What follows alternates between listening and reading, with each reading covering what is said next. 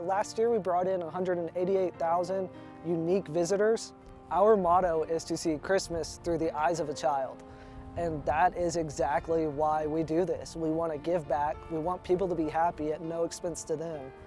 It's also a blessing to our community. You see our restaurants flourish. Our hotel rooms are full every night.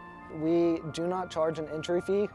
It is completely free. You can pack 50 people in a van if you want to and bring them down. We're not going to say anything. The tree is the tree. You can see it from H.E. Bailey from 15 miles away. You just see it peering over all of the hills when it's lit up. It's what we're known for. It's a great photo op. We are actually getting live camels back for some camel rides. We're having multiple food trucks come back, and they will be on the west side of the park. Horse-drawn carriages for our carriage rides. It's been the same family bringing out their own horses and carriages since 1994. Great people, it's a great time, and it's one way to spend quality time with a loved one or with the family.